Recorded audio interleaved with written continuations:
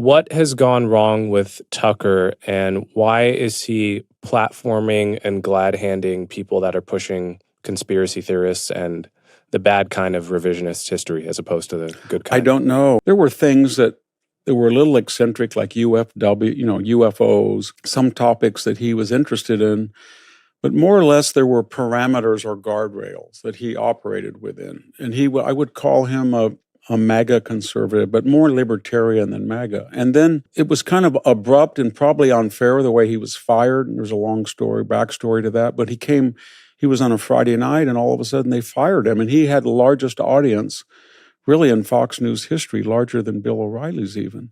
Victor David Hanson, well-renowned professor and commentator, and a wonderful spokesperson who's always a truth seeker and who's always on the right side of history. Let's listen to this interview together, the way he deals with the Nick Fuentes interview with Tucker Carlson and other pertinent issues that we need to be made aware of now. Let's watch it together, and then we'll discuss it afterwards. Kindly subscribe to our channel so a little bit of light will push away a lot of darkness. Yeah, so you wrote an article for the Free Press recently about Tucker Carlson. I think that by the time this episode comes out, that article will be out. What has gone wrong with Tucker, and why is he platforming and glad-handing people that are pushing conspiracy theorists and the bad kind of revisionist history as opposed to the good kind? I don't know. That's the question, seems, because I was a very good friend. He was, 7 or 8 years ago, he asked me to come on Fox, and we had a good relationship, and I usually went on every Monday night after the monologue. There were things that were a little eccentric, like UFOs, and some topics that he was interested in, but more or less there were parameters or guardrails that he operated within. And I would call him a MAGA conservative, but more libertarian than MAGA. And then I think it was kind of abrupt and probably unfair the way he was fired. And there's a long backstory to that. But he was on a Friday night, and all of a sudden they fired him. And he had the largest audience really in Fox News history, larger than Bill O'Reilly's even. And then he got his own platform, and I don't think there were people saying to him, this is too far. And I think the people around him were encouraging him to be more edgy. And when you're autonomous and entrepreneurial like that, the more controversial, the more clicks or whatever we call it happen. That's just one exegesis, but there soon developed a pattern when he introduced a pastor from Bethlehem, and we all know that the Christian population of Bethlehem on the West Bank went from 80% Christian to 10%, and that happened mostly under West Bank Palestinian Authority. And where did they go? They went to Europe, they went to the United States, but about 150,000 went to Israel, and there's about 180,000 Christians. So when Tucker interviewed this person who has to say something that his Islamic Palestinian overseers approve, Tucker just took it as gospel that the Israelis had ethnically cleansed the Christians out of Bethlehem, and that the Christian Zionists should look at that. And yet these Christians were living with more freedom anywhere in the Middle East, in Israel, many of them. And Israel's Christian population has steadily grown, while the population of Christians in Gaza and West Bank has steadily declined. That's just one example that I don't know why. Or when he had the eulogy of Charlie Kirk, you remember Coleman, he said something that it's sort of like a bunch of people from the Middle East, in a room with eating hummus, talking about Christ. I guess the obvious simile was that Charlie Kirk was Christ, and the modern Pharisees in a room had engineered his death. So, and then when he had Candace on, and he had Nick Fuentes on, he had David Cullum, the revisionist, he had Daryl. There became a pattern. I should say at this point, very quickly, and I'll stop, there's nothing wrong if you want to have an edgy, out of the ballpark figure, if you're willing to cross-examine him. William F. Buckley had his brand in those firing line episodes was to have people like the convicted rapist Eldridge Cleaver, like the known segregationist George Wallace, with a kooky eugenicist William Shockley, to have Huey Newton. But if you look at those episodes, he cross-examined them. He tried to tell the world that these people are out of the ordinary and they're trying to persuade you, but I'm going to cross it. So if he really wanted to take the risk, and I don't think he should have, because you're giving him a platform he didn't deserve, like Fuentes. But Candace maybe is a different story, or Marjorie Taylor Greene. If you give them a platform and their views are out of the mainstream, you have an obligation as a journalist to cross-examine them. And especially when you bring on your former close friend and colleague in the conservative movement, Ted Cruz, and you just eviscerate him in an ambush. I saw that interview. Mm-hmm. Tucker is a very bright and sophisticated interviewer. So I just said to myself, why would you, if you're a conservative, and Ted streams in the conservative mainstream, why would you humiliate him on screen, but then you wouldn't use those same techniques when you could have done the public a service with Fuentes? No, it's a great point. I mean, like, why would he absolutely dig into Ted Cruz for not knowing off the top of his head the population of Iran, which I admit he should have known. Yeah. But why would he absolutely humiliate Ted Cruz for saying that? And then when Nick Fuentes comes on and says, I love Joseph Stalin, he just says, okay, let's put a pin in that and come back to it very politely, right? Yeah.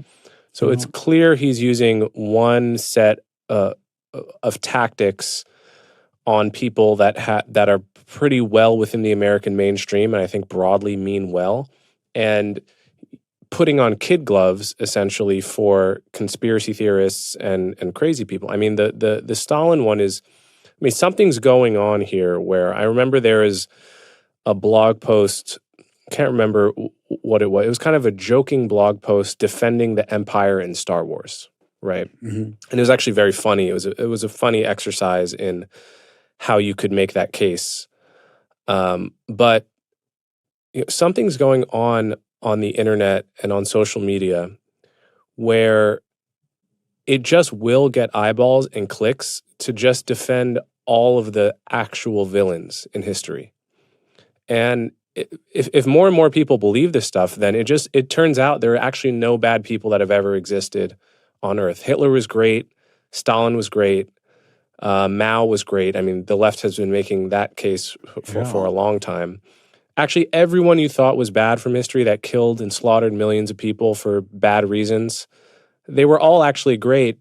And there's, when someone comes in and gives that take, it shocks the senses in a way. It's like adding hot sauce to your podcast. And it gets eyeballs. It gets a lot more eyeballs than a boring recitation of the facts we know are true about history. And it's worrisome for our information landscape that that's what's going on right now. It is, and I think there's another catalyst. It's not the main one. What you said about clicks and a way of getting attention by being controversial or even beyond controversial is, I think when you interview a Nick Fuentes or a Candace Owens, you know that if you criticize them, they're going to go right out and start a jihad against you, if I could use that term. But when you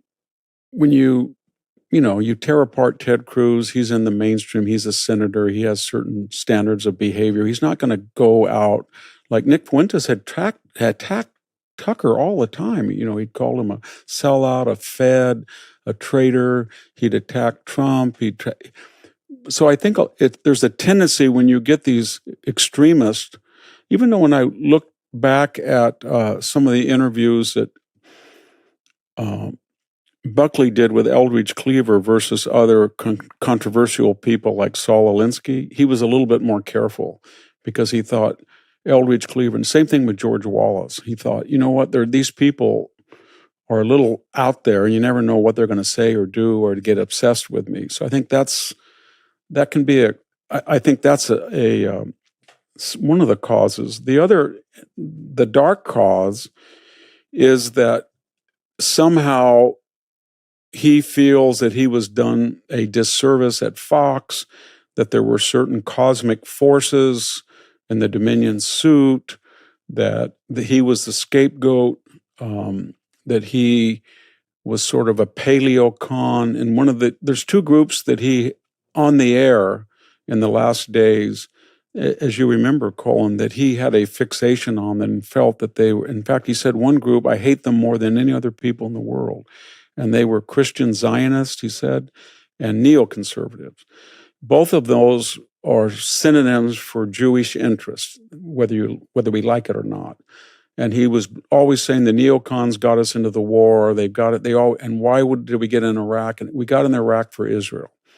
And then he would say, you can be against, which is true, you can be against the Israeli government and not Jews. But when you keep talking about Israel in a conspiratorial fashion and why we're supporting him, why is that? And ultimately the subtext is there's powerful Jewish forces, and then the neoconservatives fit that bill. So those are the two groups that he is angriest at, because he felt that they put us in a multi-trillion-dollar war as if there was no, the Don Rumsfeld or Condoleezza Rice or Dick Cheney, as if they are not free thinkers and they're subject to Jewish influence, like a Paul Wolfowitz or Richard Pearl. It didn't really make sense. And the same thing was true about Christian Zionists. And he mentioned John Bolton. I don't really consider him a staunch Christian, but Mike Huckabee, as if Mike Huckabee, who is very religious and very pro-Israel, but I don't think he has a lot of influence with Marco Rubio, for example, or others in the Trump administration. Yeah, I mean, I think I told you this when we were at a conference recently, but I had Dave Smith on my podcast for 3.5 hours. And I think we spent like a good hour just on this topic of who are the neoconservatives? Did they in fact get us into Iraq? Hint, they were into Iraq, but not for any reason having to do with Israel, right? Yes. So he believes Israel got us into Iraq, which is actually the opposite of the truth. The prime minister of Israel told us not to go into Iraq, that it was a stupid idea. Not only that, the more the neoconservatives, these supposedly evil people, come out and talk in public, the more it's just clear that they're American patriots that had legitimate foreign policy-based reasons to have their opinions. Like David Wormser, for example, who is the author of the now infamous Clean Break Memo. He came out on a podcast recently. I think this was after my Dave Smith episode, so I hadn't seen it.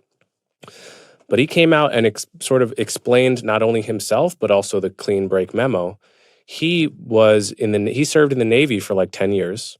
He's an American patriot. His mother, this was an astonishing fact, David Wormser's mother was apparently the head of the underground resistance to communism in the Czech Republic. And so and fled to America, escaping the Soviets after World War II. And she had also fought the Nazis. So he grew up in a context where America was the haven for freedom, and under a mother that deeply hated communism. Like that was his DNA going into being Dick Cheney's advisor. Nothing to do with Israel. Nothing to do even with Judaism. And remember, there was a group. Remember, I think it was formed in '98 because they felt that Bill Clinton had been lax on enforcing the no-fly zones from the '91 war. And in addition, the Project for a New American Century. Yeah, that was Bill Kristol and Robert Kagan. But there were a lot of people in there. Francis Fukuyama, I think, was in it. Don Rumsfeld was in it. Dick Cheney was in it. And they had advocated a preemptory strike on Iraq, but there was no support for it in the Clinton administration. There was no support for it before 9/11 in the Bush administration. George W. Bush ran. I went back and looked at that because I had remembered it. I thought it was a fantasy of my imagination, but he had said repeatedly he didn't believe in nation building, that Bill Clinton was too involved in the Balkans. And we do, you know what I mean? We're not going to go in there and solve the problems of the Balkans. The military is there. And Colin Powell had already said it's a pottery barn theory. If you go in and break something, you own it. So you got to be careful. So they didn't, what I'm getting at is whatever neoconservative influence there was, it was pretty inert until 9/11. And after 9/11, people said, we've tried to deal with Saddam. He breaks all the rules. The Taliban have been out of control. All of these people represent a general coalition of radical Islamicists. And then, they always talk about WMD, but if you look at the United Nations resolutions, I think there was 21 of them authorizing the U.S. Congress, and then later the United Nations for Afghanistan. But in the case of Iraq, the U.S. Congress, 21 of them, and I looked at them the other day, and I remember them very clearly. We got to save the Marsh Arabs, that the architects of the 91st World Trade Center bombing, Nadal was there. Abu Nadal was being in sanctuary from Saddam Hussein.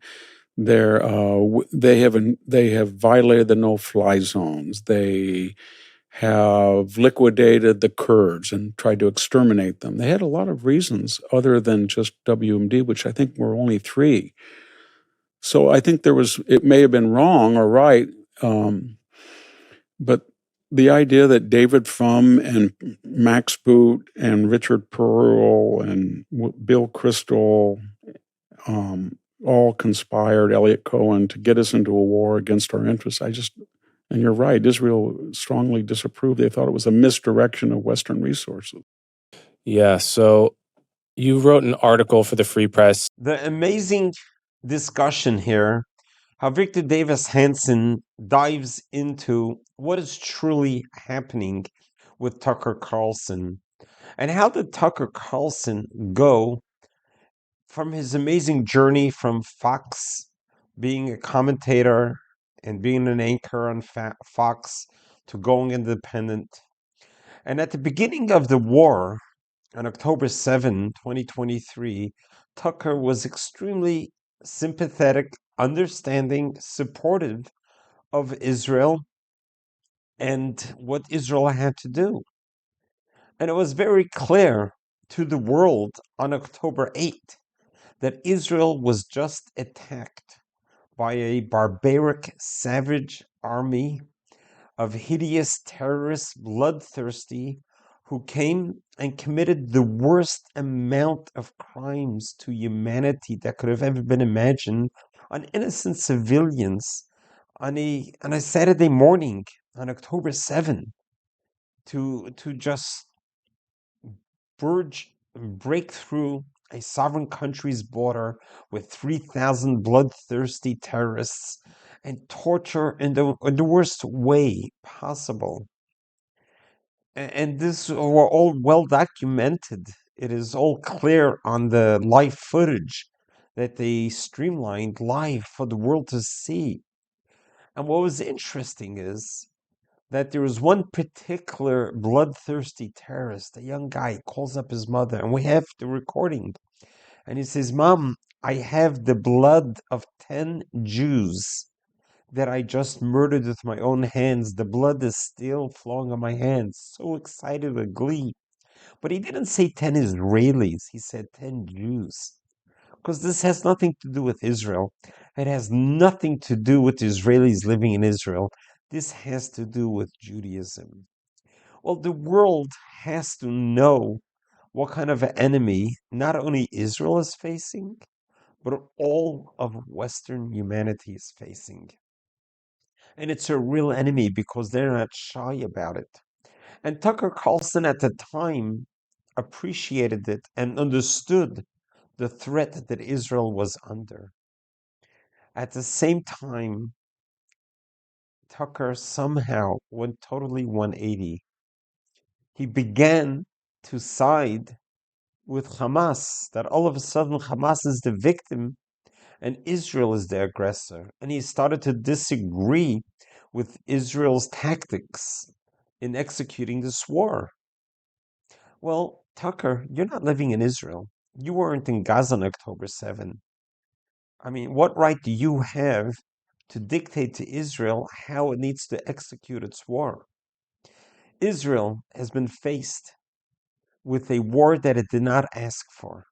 The war could have ended on October 8th if you, Tucker Carlson, with everyone else who has a platform, would have pressured Hamas to release the hostages. If the hostages would have been released on October 8th, then the war would have been over and all this suffering would have been over. But yet, Tucker seemed to have gone down a different road, which now it's coming back to bite him. You know, the way he treated Ted Cruz and trying to force him to come up with what the population in Iran is, and the way he gave the interview with Nick Fuentes. And when Nick Fuentes said openly that he supports Stalin, and Nick Fuentes just goes on with his vile anti Semitism and the way he salutes Hitler. And these are rhetoric that doesn't belong in the 21st century. And yet Tucker didn't stop him. He had an opportunity to shut him down, but he did not. And we know the saying that when you do not protest, you are complicit. And I think what Victor Davis Hanson is sharing with us, his views and his analysis, is spot on.